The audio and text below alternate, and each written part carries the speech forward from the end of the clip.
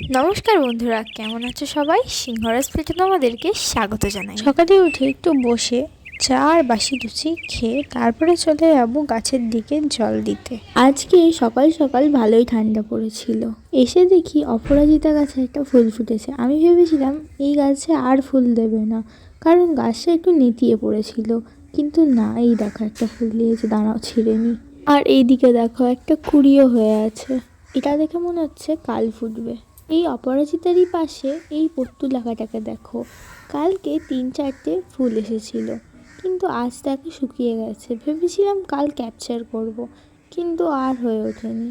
আজ বিকেলে যাব পাপার সাথে কিছু শীতের ফুল নিতে। এই যে এই ধারটাতে একটা কুড়ি হয়েছে, আর সেই রকম কুড়ি আমি দেখতে পেলাম না।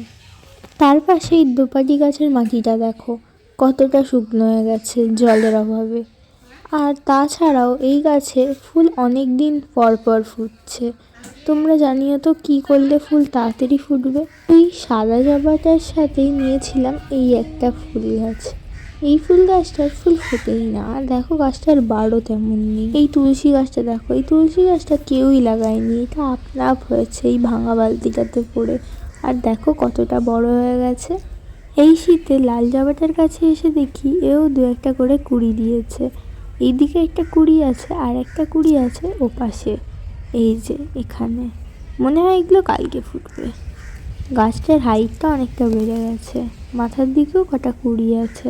এই আম গাছটার জন্য এই গাছটা বাড়তে পারছে না। আর তুলসী গাছগুলো দেখো, এগুলো আপনা আপ হয়েছে, কেউ এগুলো লাগায়নি। এই যে এইটাতে একটা গাছ ছিল যেটা শুকনো হয়ে গেছিলো, আর তাতে দেখছি আজ তুলসী গাছও হয়ে গেছে। মনে হয় ভিতরে একটা ব্যাঙ বাসা নিয়েছে, দাঁড়াও দেখাই।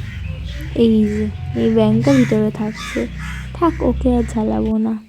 তোমরা প্রায় পুরো বাগানটাই রেখে নিয়েছো, আর আজকে আনবো বিকেলে আরও অনেক গাছ। এই কনকনে ঠান্ডায় এই রোদটা গায়ে লাগলে খুবই ভালো লাগে। এদিকে দেখো স্টোর রুমে 4টে টবে মাটি রেডি করে রাখা আছে। একটা মায়াবী গাছ দেখাই। মায়াবী কেন বললাম, কিছুদিন আগে এই গাছটা একদম ঝরে গেছিল, পাতা একদমই ছিল না, কিন্তু তাও 2-1টা করে ফুল দিচ্ছিল। আর আজ দেখো কত সুন্দর পাতায় ভরে উঠেছে। এই প্যাকেটটা ফেলে দিচ্ছিল, আমি এটাকে কুড়িয়ে রাখলাম। আর তার সাথে দেখো এই ফোনের কভারটা আস্তে আস্তে শুরু করছি। কেমন লাগছে তোমরা কমেন্ট করে জানিও। এদিকে এসেছিল আমার এই ভাইজিটা, গান শুনতে পেলেই নাচা শুরু করে দেয়।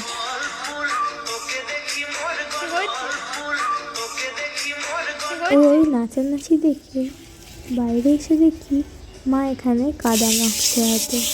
ও না না, মা কাদা হাতে না, মা কাদাই হাঁড়িতে মাখাচ্ছে। তারপর এই হাঁড়িটাকে রোদে শুকনো করতে দিল। আমি জিজ্ঞাসা করলাম কি করবে, বললো আজকে উনুনে রান্না করবে। এই যে মা এখানে উনুনে আগুন জ্বেলে হাঁড়িটা বসিয়ে দিল, এরপর গরম করে রাখা জল এতে দিয়ে দেবে, তারপর দিয়ে দেবে চাল। তারপর ঘরে গিয়ে দুটো পার্সেল ছিল, সেটাকে আনবক্স করলাম। ছিল দুটো সেম রঙের কুর্তি, একটা ছিল এই ব্রাউন রং, আর একটা ছিল এই ব্লু রংটা। এরপর দুপুরের খাবারটা খেয়ে নিলাম। দুপুরে আজকে নিরামিষ হয়েছিল, ভাত, ডাল, বেগুনি, তার সাথে বাঁধাকপির তরকারি আর চাটনি। তারপর সন্ধেবেলা বেরিয়েছিলাম মায়ের সাথে গাছ কিনতে। পাপার আজ ডিউটি ছিল। এই যে দেখো কত সুন্দর সুন্দর গাছগুলোর দাম অনেক বেশি, 30 টাকা, 60 টাকা, 70 টাকার নিচে এখানে কোনো গাছই নেই। এই যে এই গাছটা, আই থিঙ্ক এটা বোগেনভিলিয়া। আজ তো পেলাম না, তবে কিছুদিন পর এই গাছটা নিয়ে আসবো। আমরা নিয়েছি 5টা ছোট ছোট গাঁদা গাছ, একটা বড় গাঁদা গাছ, তার সাথে কিছু কসমস। তারপর দোকানে গিয়ে খেয়ে নিলাম দুটো মিষ্টি। এই যে নিয়ে এসেছিলাম ফুচকা আর চুরমুর। এটা হচ্ছে 10 টাকার ফুচকা, এটা শুধু মায়ের। আর এই যে এখানে হচ্ছে আমার আর দিদির চুরমুর। আর প্রথমেই বলে রাখি, এই ফুচকা আর চুরমুরগুলো নিরামিষ, এতে কোনো রকম পেঁয়াজ নেই। এটা খেয়ে এই শীতের মধ্যে খেয়ে নিলাম একটা ছোট ক্যাম্পা। রাতের খাবার হিসেবে মা করেছিল লুচি, তার সাথে আলু চচ্চড়ি, আর এদিকে আছে বোঁদে। আর তাড়াতাড়ি শেষ করে আমি আর দিদি বসে বললাম একটা মুভি দেখতে, আসলে কার্টুন দেখতে। দিদি আসতে দেরি করছিল বলে আমি কোল্ড ড্রিঙ্কসটা এখানে খেয়ে নিলাম। দেখো ঠান্ডার সময় আমরা এদিকে চাপা দিয়ে কোল্ড ড্রিঙ্কস খাচ্ছি, আমাদের মতন তোমরা পাগল দেখেছো? আমরা কার্টুন দেখি। আজকের ভিডিওটা এইটুকুই, দেখা হচ্ছে অন্য কোনো ভিডিওতে।